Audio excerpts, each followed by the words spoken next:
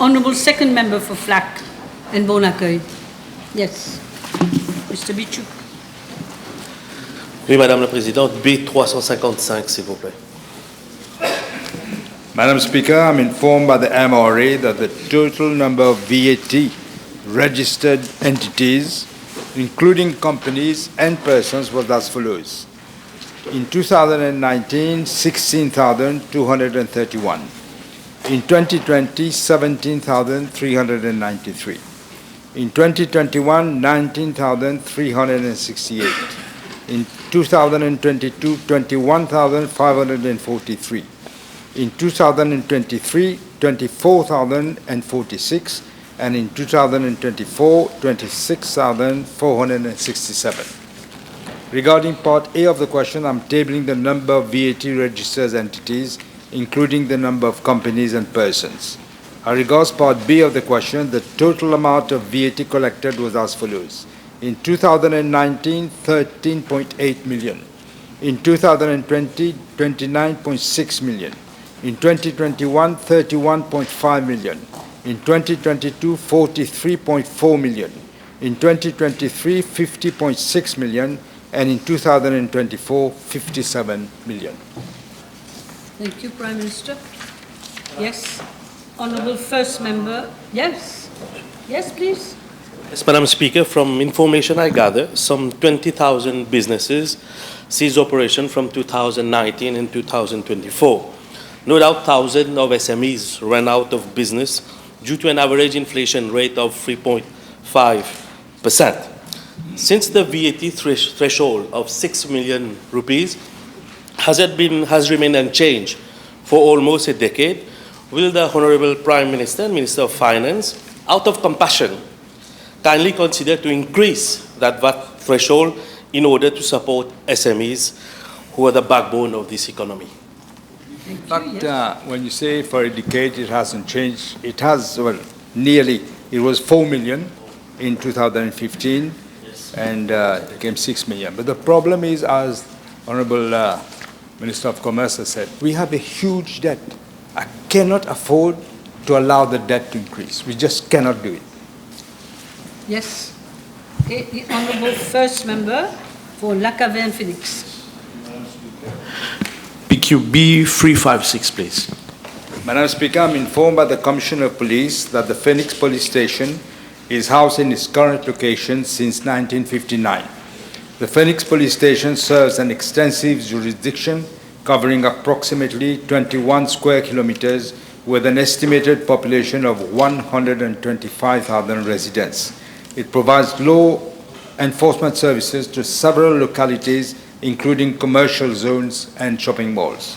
I'm further informed, Madam Speaker, by the Commissioner of Police that a tender has been launched on the 28th of March 2025 for the construction of a new modern police station at Phoenix. The new police station will be constructed adjacent to the existing building and is designed to meet the contemporary needs of the police in the region. The construction is expected to start in August of this year. Yes. All right. Honourable Third Member for the Bassin Petite Rivière. B357. Madam Speaker, as regards to Part A, 1 and 2 of the question, I'm tabling the information requested by the Honourable Member. However, I wish to highlight that from 2019 to 2024, out of a total of 2,511 recruits, 159 have resigned for various reasons. With regard to Part B of the question, the starting salary for temporary police constables or women police constables is 18,650 monthly rupees. After completion of the recruit foundation course, which varies from 6 to 9 months, they are also paid a salary compensation of 4,010 rupees, which then brings their gross salary to 22,660. Merci, Madame la Présidente. Le Premier ministre peut-il informer la Chambre quels sont les critères de recrutement pour la force policière qui sont actuellement en cours? This is the same criteria laid down by the Discipline Forces Commission, Madam Speaker. I believe myself, when I was Prime Minister, I asked for it to be changed to lower the entry requirements. Okay. Madame la Présidente, le Premier ministre peut-il nous dire comment est calculé le nombre de policiers qui doivent être recrutés chaque année et combien de policiers doit-on avoir dans chaque poste de police? Si jamais il a les informations, bien sûr. Difficult to say that. In fact, it's like asking how long is a piece of string. We just can't say that. I don't know. They recruit, apparently, they recruit when they feel a need for recruitment. This is what we are told. Yes. Merci, Madame la Présidente. Le Premier ministre vient de nous dire effectivement qu'il compte revoir les critères de recrutement dans la mesure du... Non, c'est pas ça qu'il a dit. Mais moi, ma question est la suivante, Madame la Présidente. Ne pense-t-il pas que la qualification académique minimum pour la force policière, et je vais dire pourquoi, devrait être le school certificate, mais aussi privilégier le physique? Parce que de nos jours, quand nous sommes sur le terrain, le constat qu'on fait, malheureusement, ce sont des policiers qui n'ont pas le physique de l'emploi. Le Premier ministre peut-il nous dire s'il compte revoir ces critères et favoriser les recrues qui ont un physique à faire douter les voyous? Thank you. Thank you. I believe that's what I said. I believe that I myself... Very interesting. Next life. I believe I myself, when I was Prime Minister, I asked, and it was done, that would reduce the entry requirements to a lower level. And as for the physical, I've already mentioned that. But I think I must agree there are certain cases where we see. It exists already. It exists, I think, as far as I know, because I asked for it to be reduced. I think it has been reduced because I remember Grégoire came to see me to thank me for that because he felt that certain communities were being discriminated. But as you say, I agree with you that it must be the physique of the person is very important. Must be. I believe it is taken care. What happens? Probably they grow fat afterwards.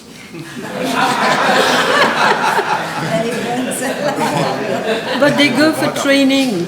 They do training every day, from what I know. Yes. Where are we now? Third member for Port Louis North and Mortaino, Mr. Caserne. Thank you, Madam Speaker. PQ B358, please. Madam Speaker, as announced in the government program of 2025-2029, my government will introduce biometric passport with advanced encryption and anti-tampering mechanism. The biometric passports, known as e-passports, will incorporate biometric data, which will facilitate the verification of the identity of the passport holder. It will also reduce the risk of identity fraud. It will also ensure faster immigration clearance and visa waivers for many countries. Many countries tend to waive the visa requirement if you have this biometric passport. My office, in collaboration with the Minister of Information Technology, Communication and Innovation, is currently working on the specifications of the biometric passport. There was an attempt to do that in the past, but there are ça paraît très louche. Yes. Honourable First Member for Port Louis North. Thank you, Madam Speaker. B359, thank you. Madam Speaker, I'm informed by the Commissioner of Police that in accordance with Section 131 of the Police Standing Orders, the responsibility to determine the section of the law under which charges are preferred against accused parties rests upon completion of the inquiry, and it is as follows. For cases classified as crimes, it is by the Superintendent of Police or above. For cases classified as misdemeanors, by Assistant Superintendent of Police and above.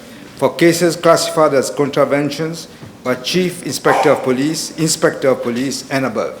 Certain cases that are not classified as either a crime or a misdemeanor or a contravention, such as industrial accidents and injuries, or loss of documents, loss of cards, minor road traffic accidents, and missing persons, are dealt with an officer not below the rank of Chief Inspector of Police.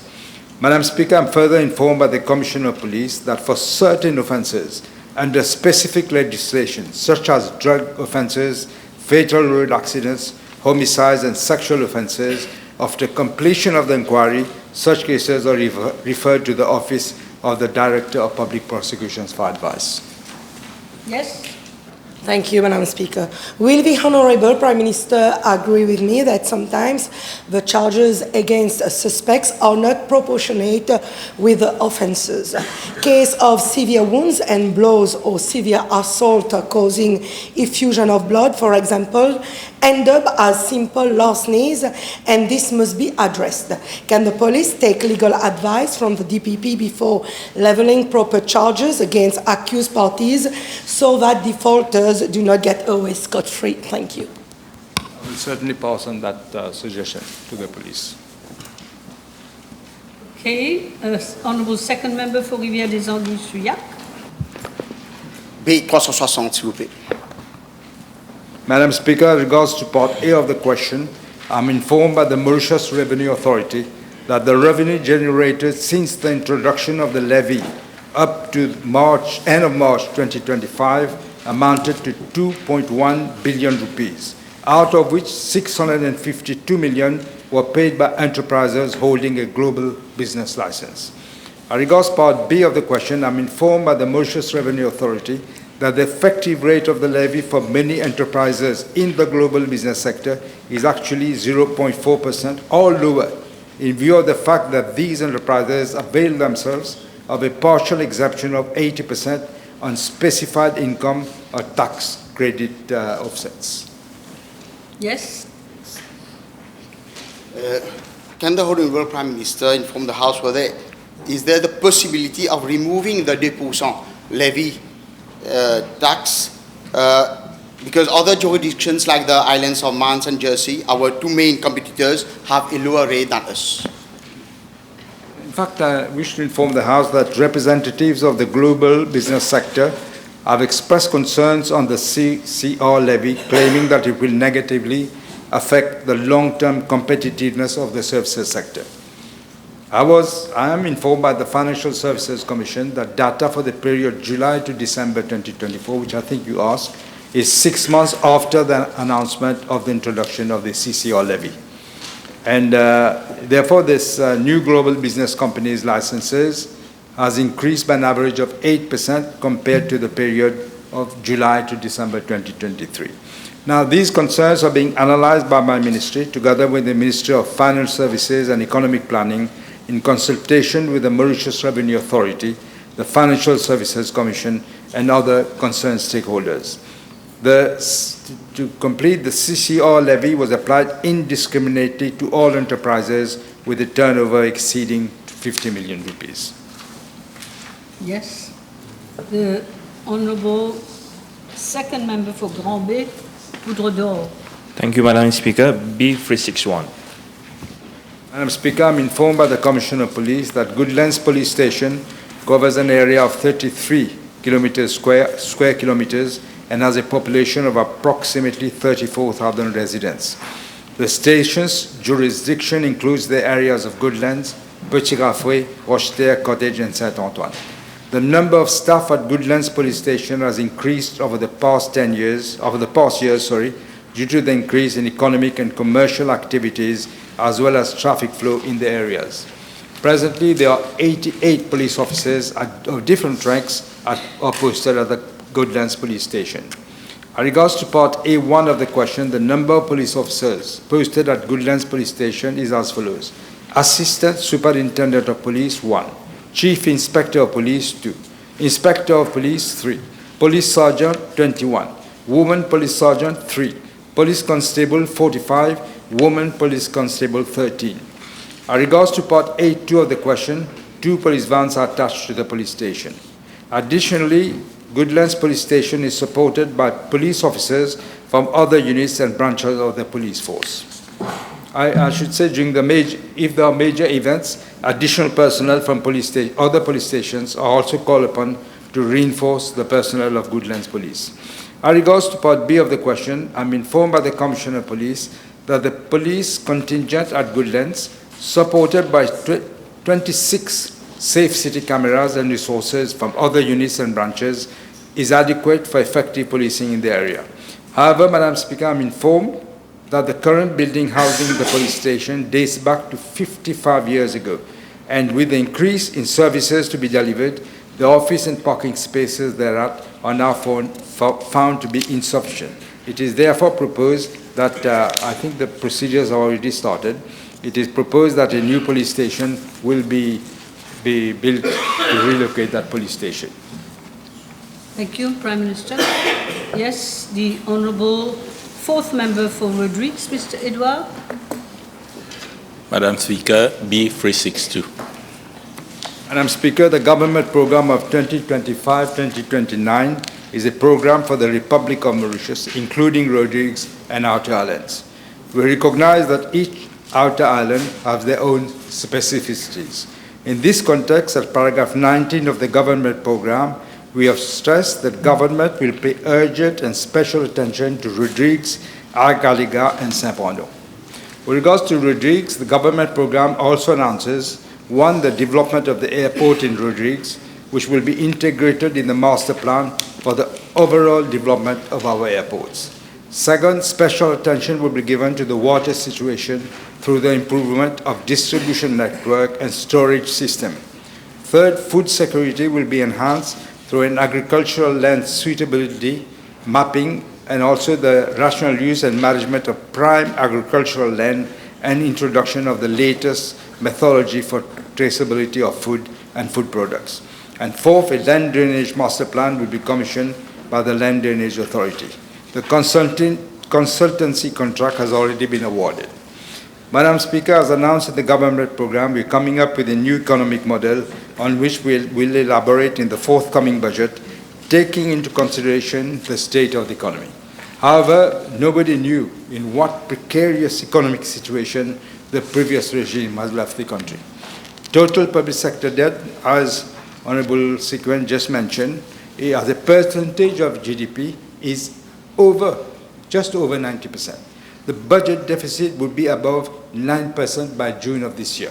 We need to bring down the level of budget deficit and public sector debt, and this will be the priority of the government. Yes, Mr. Edouard. Merci Madame la Présidente. Depuis les années 60, on a parlé de la nécessité de prendre des mesures pour que Rodrigue puisse rattraper son retard sur Maurice. Est-ce que le Premier ministre peut nous dire si le gouvernement va prendre l'engagement de faire en sorte que Rodrigue puisse rattraper ce retard sur Maurice dans les différents secteurs? Je n'ai pas trop bien compris la It's a question. tall order. He's talking about catching up development in Rodrigues in general, right? Is that right, Mr. Edouard? Oui. Le Voilà. retard que Rodrigue a accumulé, on a pris l'engagement, on a fait la promesse qu'on va faire en sorte que Rodrigue puisse rattraper son retard sur Maurice. Mais au fil des années, on a vu que l'écart se creuse par rapport au développement. Don't make a statement. Mais est-ce que le Premier ministre peut nous dire si ce gouvernement va prendre l'engagement de faire en sorte, autant que possible, pour que Rodrigue puisse rattraper son retard dans les différents secteurs?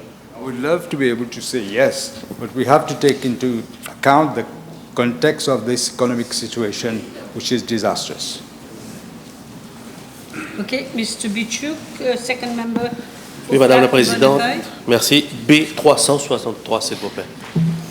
Madam Speaker, let me from the very outset point out to the House that there had been serious allegations in the public, including the press and social media, with regard to potential installation and use of equipment for sniffing the internet traffic to and from Mauritius at Beechook Cable Landing Station.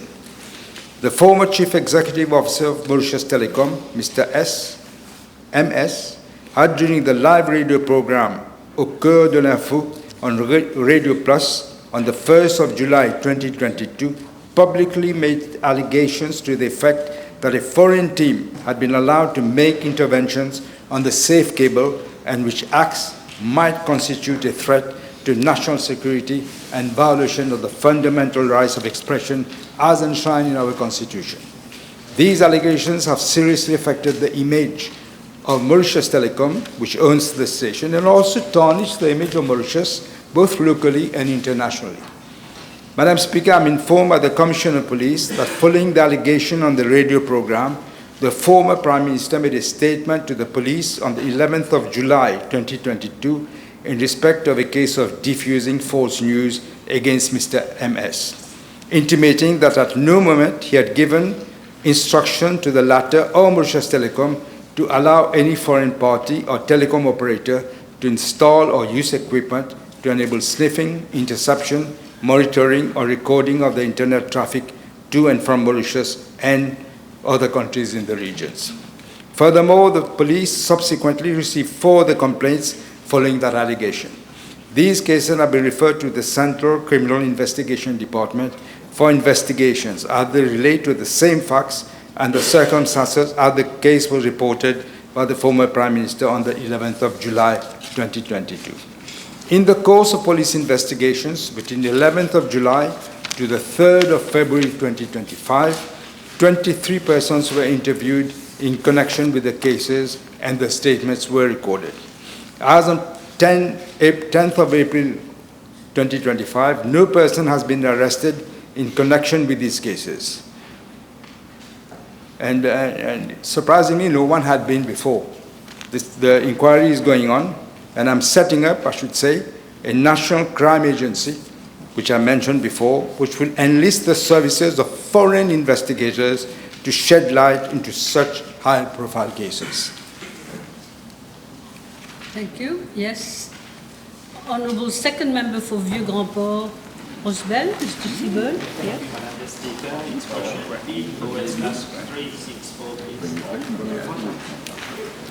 Madam Speaker, with regard to Part A of the question, I'm informed that for the financial year 2013 to 2014, Air Mauritius Ltd realized a profit of 359,219,000 rupees, whereas from 2015 to 2024, Air Mauritius incurred a loss amounting to 17,721,683,000 rupees. If we can't even call this mismanagement.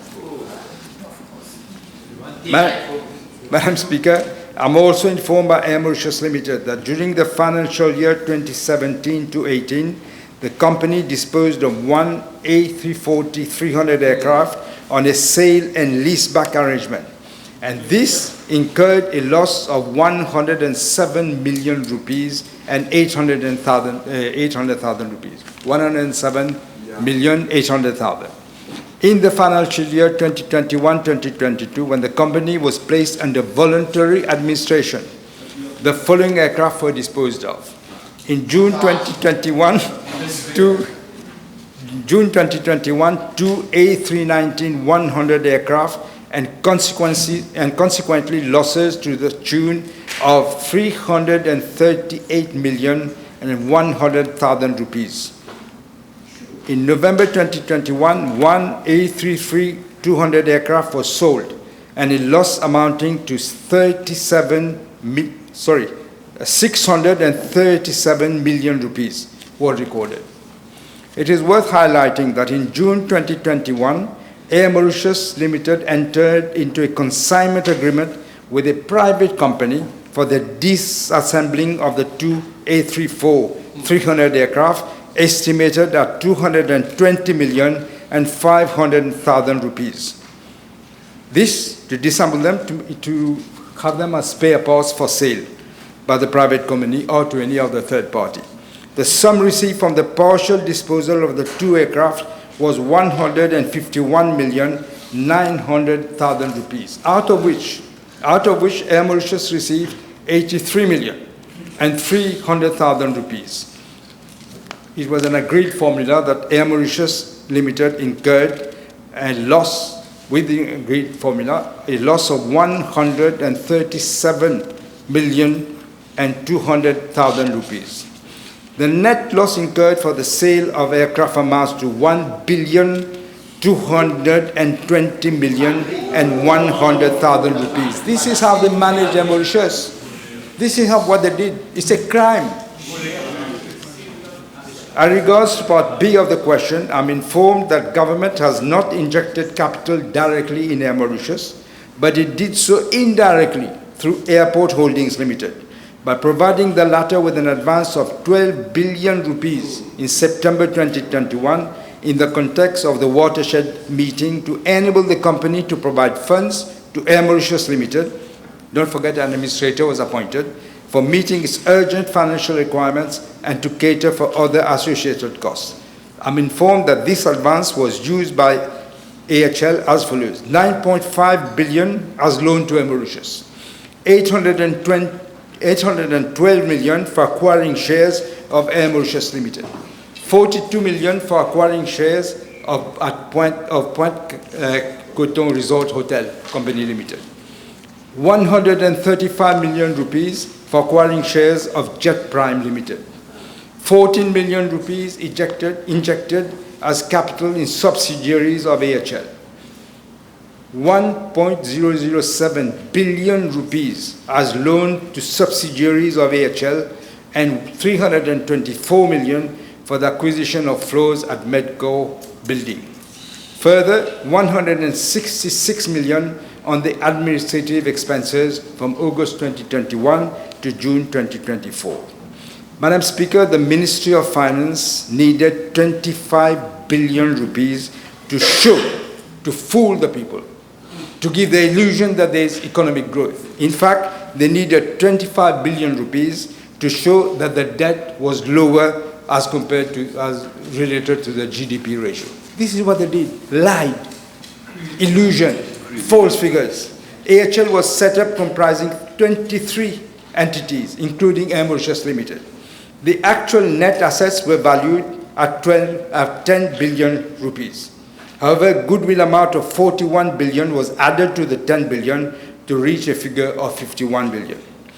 What is worse, Madam Speaker, the MIC was instructed to buy 49% of AHL at a value of 51 billion rupees. MIC paid 25 billion to acquire 49% of the shares of AHL, where the actual assets were worth only 5 billion rupees. In other words, somebody has stolen the money. In other words, and we'll find out. We will find out. No culprit will be left without being proven. And I must emphasize, Madam Speaker, that the World Bank has confirmed that the 49% was worth only 5 billion rupees. Confirmed by the World Bank. This is a case of excessive overvaluation carried out at the expense of MIC, which is 100% owned by the Bank of Mauritius. It will mean, therefore, that MIC will have to impair with obvious consequences. I wish to apprise the House that following the injection of 25 billion rupees by the Mauritius Investment Corporation in AHL on the 9th of December 2021, AHL reimbursed the advance of 12 billion to the government on the same day transaction. On its part, Air Mauritius reimbursed an amount of 830 million to AHL, and an additional amount of 622 million has been offset by AHL through the purchase of the subsidiaries of Air Mauritius. The House may also wish to note that the board of AHL has, at its meeting held in March 2025, agreed to convert the remaining loan balance of 8.045 billion rupees of Air Mauritius into non-voting convertible redeemable preference shares. Madam Speaker, KPMG has been requested by AHL to probe into the amount of 2.5 billion rupees which should have been retained for working capital. Cash flow needed for MK, but was instead used for other purposes for which we have yet to understand where the money went. If there was a proper authorization, that amount was derogated for its original purpose. A forensic audit by KPMG is underway to understand all these very loose calculations that was done. No, I'm sorry, time is up. Time is up.